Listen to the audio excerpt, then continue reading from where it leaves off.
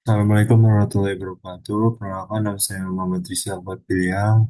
Pada kesempatan kali ini saya ingin mempresentasikan tentang IoT based on cloud computing. Nah, di sini saya memiliki 6 soal. Yang pertama yaitu ada jelaskan bagaimana konsep edge computing dapat mengoptimalkan performa IoT berbasis cloud computing, khususnya dalam pengolahan data real time.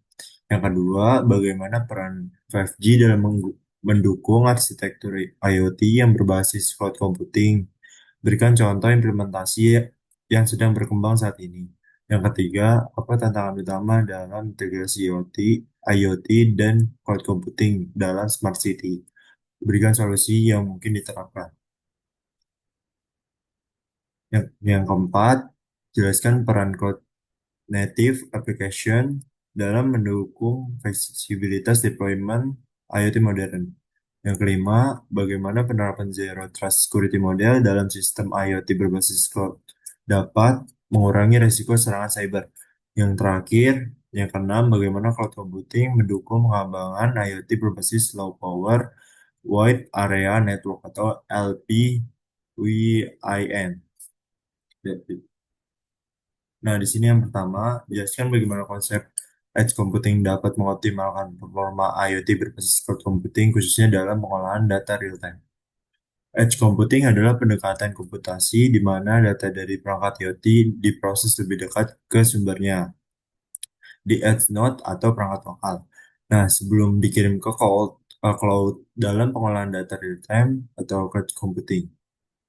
Di sini yang pertama mengurangi latency. Data tidak perlu dibolak-balik ke cloud untuk diproses. Yang kedua, meningkatkan responsivitas.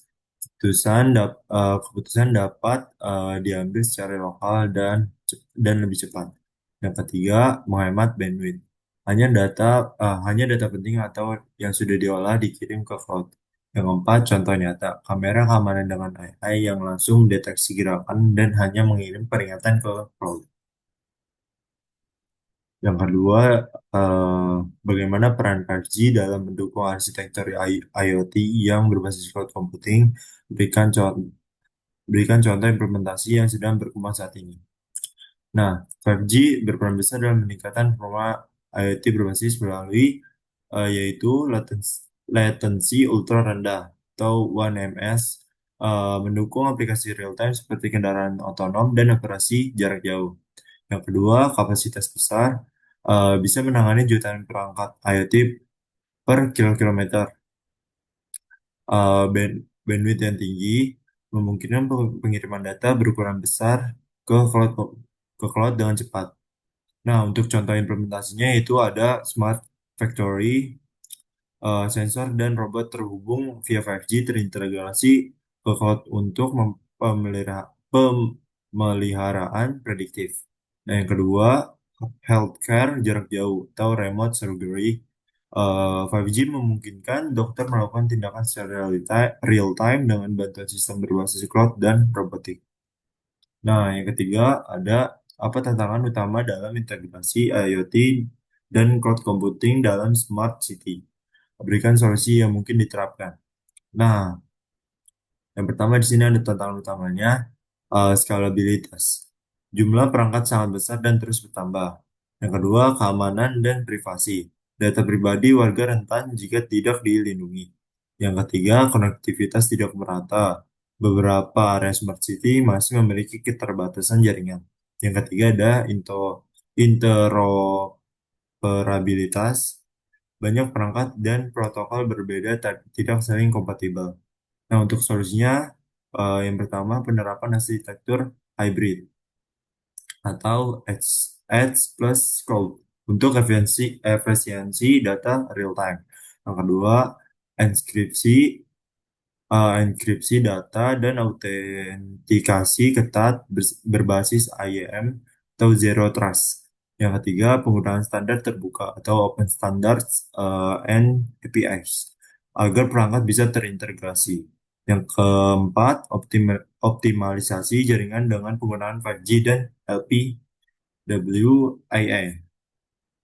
Di sini yang keempat, Jelaskan peran cloud native applications dalam mendukung fleksibilitas development IoT modern.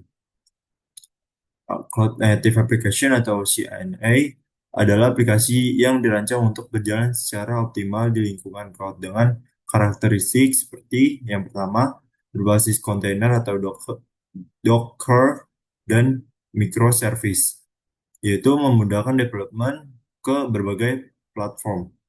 Yang kedua, skalabilitas otomatis atau auto scaling menyesuaikan jumlah pengguna atau perangkat IoT.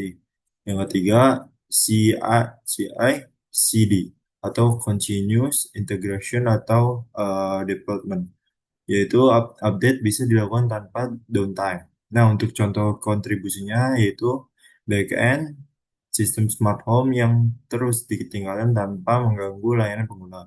Yang kedua, aplikasi kendaraan listrik yang memantau baterai dan dikembangkan menggunakan pendekatan cloud native dan dapat langsung digunakan di berbagai cloud. Sini yang kelima, bagaimana penerapan Zero Trust Security Model dalam sistem IoT berbasis cloud dapat mengurangi risiko serangan cyber. Zero Trust Security Model berarti jangan percaya siapapun. Nah, verifikasi semuanya. Dalam IoT berbasis cloud, penerapannya yaitu meliputi yang pertama autentikasi yang terus-menerus, yaitu setiap perangkat atau pengguna harus memverifikasi identitasnya sebelum diakses. Nah, yang kedua, kontrol akses berbasis kebijakan. Nah, yaitu ada hak akses granular atau yang hanya yang dibutuhkan. Yang ketiga, ada segmentasi jaringan. Setiap perangkat atau sistem dibatasi ruang lingkup aksesnya. Yang keempat, ada pemantauan real-time dan deteksi anomali, yaitu mendeteksi perilaku mencurigakan atau mencegah serangan lebih awal. Nah, dengan Zero Trust, bahkan jika satu perangkat IoT disusupi dan mengalami kerusakan, tidak menyebar karena sistem tidak mengizinkan akses bebas ke seluruh infrastruktur. Yang terakhir di sini yang keenam ada bagaimana cloud computing mendukung pengembangan IoT berbasis low power wide area network. Nah, LPWIN adalah teknologi jaringan yang hemat daya untuk perangkat IoT yang memerlukan komunikasi jarak jauh dan baterai tahan lama. Nah, di sini untuk peran cloud computingnya, yang pertama ada platform manajemen terpusat, yaitu cloud menerima data dari perangkat LPWAN dan mengelola ribuan hingga jutaan perangkat sekaligus. Yang kedua, pemrosesan data dan AI. Data LPWAN dikirim ke cloud untuk dianalisis lanjut, misalnya diprediksi cuaca dari sensor tanah. Yang keempat, integrasi layanan. LPWAN dapat dikombinasikan dengan layanan lain seperti database, notifikasi, dan visualisasi. Nah, untuk contohnya, itu Smart Agriculture, yaitu sensor kelembapan tanah, data dikirim melalui via LPWAN ke cloud dan ke cloud melakukan menganalisis dan memberi rekomendasi irigasi. Nah, yang kedua ada smart parking.